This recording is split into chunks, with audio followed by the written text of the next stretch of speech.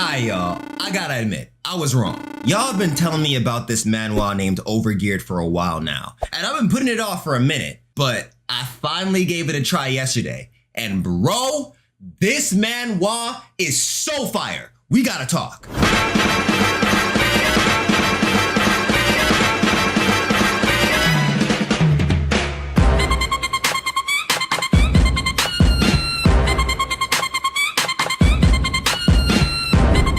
What's going on, fam? It's your boy, the Black Mastadonte. First off, thank you so much for clicking on the video. I appreciate you for being here. So as I said in the beginning, y'all been telling me about this manhwa named Overgeared for a while now, and I've just been putting it off, but I finally gave it a read yesterday. Not gonna hold you, when I first started reading it, wasn't really my cup of tea. I did not like the main character. I thought the story was kinda but then it picked up.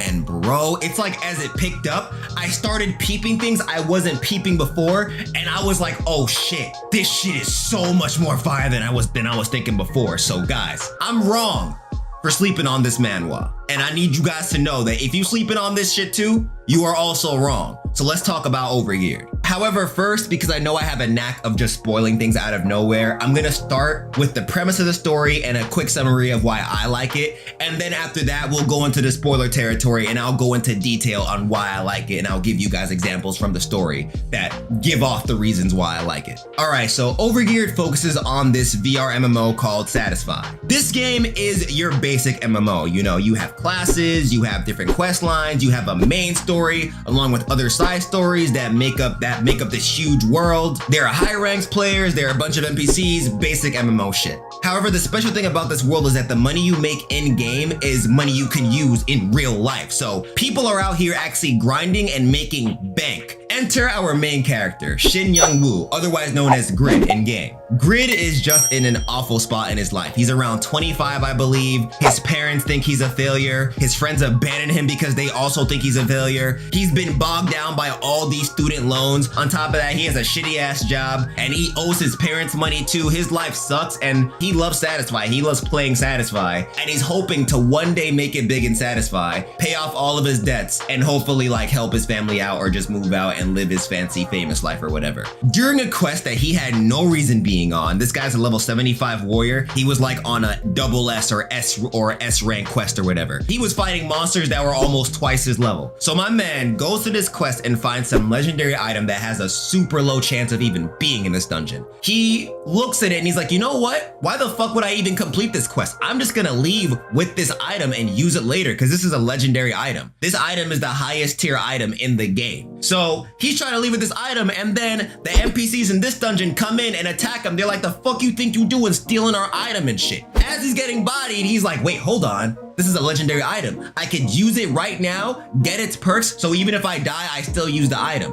So he uses the item and his class changes. He goes from warrior to something called Pagma's Ascendant. What this is, from what I understand, to summarize it as quickly as possible, this is like Blacksmith Jesus. With this class, my man immediately becomes the best blacksmith in this game. In MMOs, blacksmithing is very important because that's how you create most of your weapons, not only your weapons, but your armor, whatever items you may need, whatever it may be. And blacksmith guys can make a lot of money because they're making items and armor, things that people in MMOs need. This guy becomes Blacksmith Jesus and he's like, oh shit, it's lit, right? He gets all these dope ass perks. Basically, when he creates weapons or items, he gains more stats. He just has more stats than regular players do because he's a legendary class. This class is the strongest class in the game so far. However, the problem with him going through the transformation is that all of his stats reset. So he dies in this dungeon because he's too weak. And he's just like, fuck, my life is even worse. Because not only does he have to go to work tomorrow, now he has even less money than he had before. And now he owes even more to his parents. So he's just like, my life is trash, right? Essentially, after getting this dope ass class, he slowly starts realizing the amazing things about it. And he starts making money off of being a blacksmith and selling weapons. And he starts creating weapons that no one's ever seen before. So it's a story about this guy maneuvering through the game of Satisfy and not only growing as a character, but growing as a person. It's like you're getting two things at one time. You're getting character development where he's actually getting stronger and learning more things about this broken ass class. He also matures as a character because this person does not start off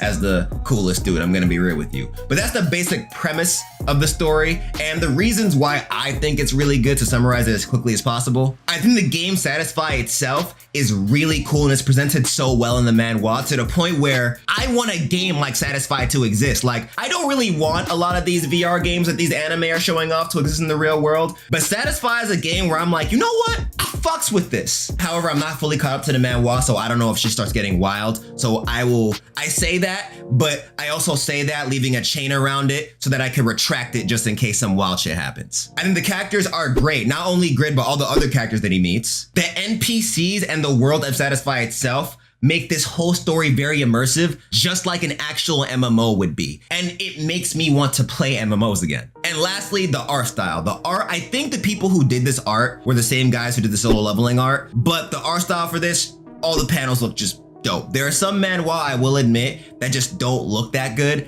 This looks good all the way through. I would say all the panels I've seen so far have been pretty dope. Now, that is it for the spoiler-free review. If you are now interested in this manhwa, I say go check it out yourself, leave this video, and then come back to see me go in depth as to why I love all this shit. But if you don't care about spoilers and you rather just hear me go in depth about this shit and are down to hear some parts of the story, cool, stick around. So, my first point, the game Satisfy itself. The way they built Satisfy, you can tell the author of the novel that this manhwa is based off of, you could tell that this person really knows and really loves MMOs. Like the way they talk about rare drops, how hard it is to level up, the consequences for failing a quest, like people that lose levels. Like it brought me back to in MapleStory when you died, you just lost mad EXP. And back in 2005, when MapleStory was mad hard, yo, you losing that EXP was like you losing a whole day of your life. You just saw that shit drop and you were just like, oh, my fucking work, bro. All of those Saturdays gone.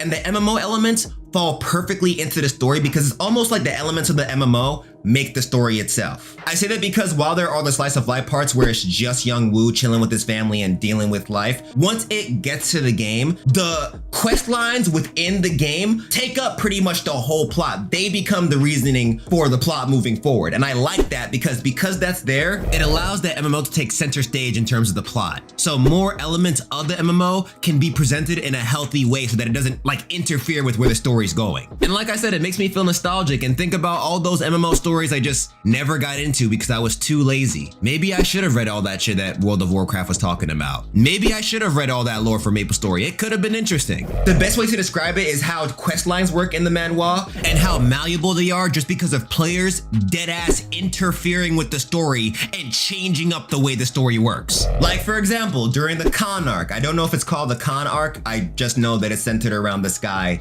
named Khan. So Khan is this NPC that Grid meets who's a drunk and has quit being a blacksmith. When Grid first meets him, they're confronted by this company who's trying to buy him out. And then Grid defends the guy because he's just like, what the fuck are you guys doing out here trying to take this guy's family business away? Are you out of your mind? So he ends up fighting all those guys defending this guy. And that leads to them forming a relationship that is just so fucking wholesome. And I'll get into that later when I talk about the immersion. But Khan and Grid are now boys. They're trying to decide how they're gonna fight back against this company to keep going with their blacksmith store, right? Because now Grid is a gifted blacksmith. Khan is like, okay, you know what? I could train you and you could take over this forge for me. So while they're figuring out how to take down this company, a random ass player comes in. And he deadass persuades the NPCs to give him another quest. And that leads to Grid going to him and going like, yo, how the fuck did you do that? This guy's like, all right, cool, I'm gonna show you my quest. Because he shared him the quest, Grid ends up becoming a factor in another quest that pops up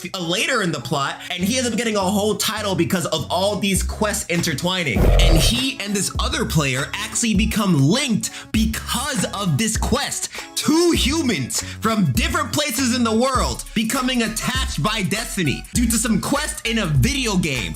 Bruh, so dope. And this is all because some dude came in and met up with this quest of his own accord and then shared it with somebody else. Those two small factors change the story immensely. It makes this manhwa not only feel like an MMO, but one of those games where your choices truly matter in the game, you know, but it actually does matter in the game and it truly is changing the way the world is being built. So I'm here for it. But on top of the quest lines, the world in Satisfy is just so amazing. Like the different classes are fire. Like the fact that there are so many classes out there that people just do not know exist because you have to unlock them first. People didn't even know about Grid's class until he actually got it. This is a legendary class that no one thought existed until now. So the way classes work is just very interesting, and I'm curious to see how many other classes show up. The second thing I mentioned were the characters. Now, Grid, like I said before, is not a very likable character. He's mad greedy, he gets jealous easily. He's just a punk ass bitch sometimes, I'm gonna be real with you. However, Grid very much loves Satisfy. Like, he's very invested into this game. So as he meets more NPCs, and honestly as he learns more about his class, he slowly begins to not only grow but mature as a person, because this guy is 20 something acting like a little teenager, being all jealous about some dumb shit. But he slowly starts to gain a different perspective about life, and he starts gaining empathy for people, because this guy starts off as an asshole, son. I remember when he meets the orator guy who becomes his boy for life, and he's just like, bro, sacrifice yourself for me. I was like, nigga, bro, he said he got your back for life, and you say sacrifice yourself? Are you? This is an actual human being. What's wrong with you? But he actually begins to grow into a likable character, and you guys know I fucking love good character development. And one of the best examples of this is when he actually meets Khan and he develops the bond with him. It makes him think about his grandfather in real life, and it leads to a beautiful moment where, like, at the dinner table with his father, he's like, you know what?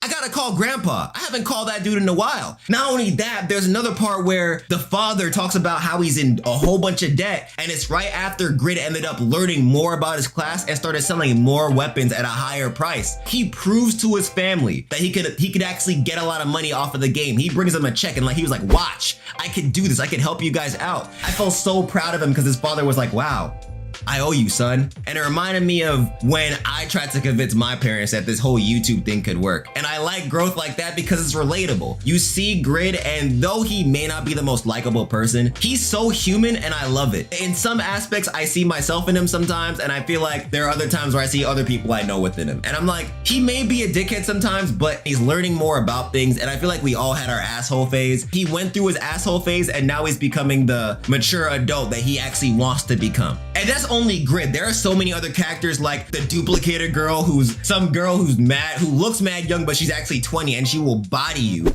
if you call her a kid. I already told you about Khan. Khan is my boy. There is the orator. The thing I like about him most, that his class is not made for battle. Like, there are actual classes in this game that are not made for battle, so they have to do other things to level up and actually survive within this game. He's an orator, so he has barely any strength or defense or whatever. What he has to do to actually level up was actually use his word. Like, he had to use banter and try to convince people to do stuff for him. That brought a whole new level to this game, because it's like, wow, you can level up by fighting people, or you could level up by doing what this guy did and just trying to build up what you can with what you have. Then there's also his family, and whenever he interacts with his family, that's where I feel most related to him, because I feel like I was in his spot a lot of times with how he interacts with his father and mother and stuff. Like, they care for him, they believe in him, but they're also skeptical about all this stuff because they're like, they don't really understand how this can make any sense. But once he shows proof, they're like, you know what, you have our support. I love this. A wholesome family, no crazy ass backstory where someone's fucking dying or some shit. A wholesome family supporting their son, and the son like, you know what, I want to pay my family back. I can do this. I love it, son. You get the shonen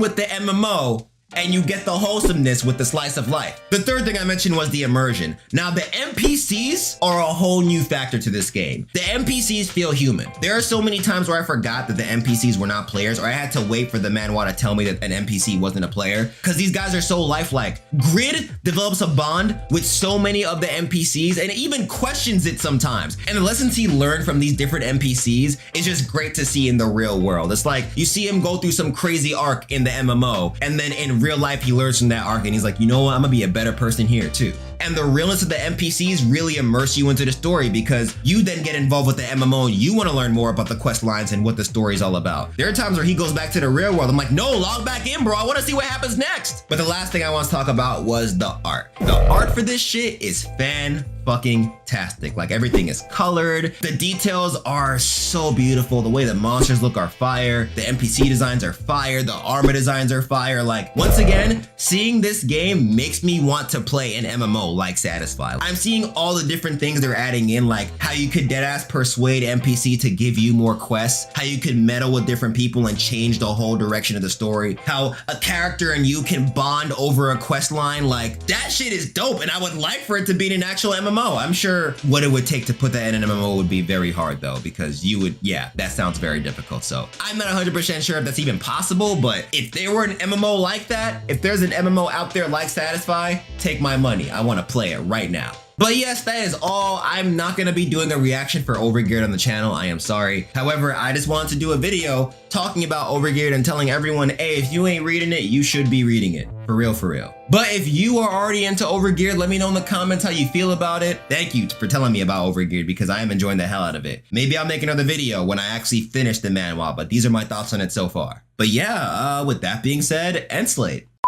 Yo fam, thank you guys so much for watching the video. I'm liking doing these quick non-scripted takes on manhwa or just comics or whatever in general because it's just a fun video to make and a fun quick video I can do to let you know about other things that I'm reading or other things that I may be playing or doing. But if you enjoyed the video, don't forget to like. If you want more of this content, don't forget to subscribe. Hit that bell to stay notified whenever I upload new videos. With that being said, I am off this. So as usual, be easy, stay lit, take care, stay healthy out there. And don't forget, you can do whatever the hell you put your mind to. All it takes is practice and time.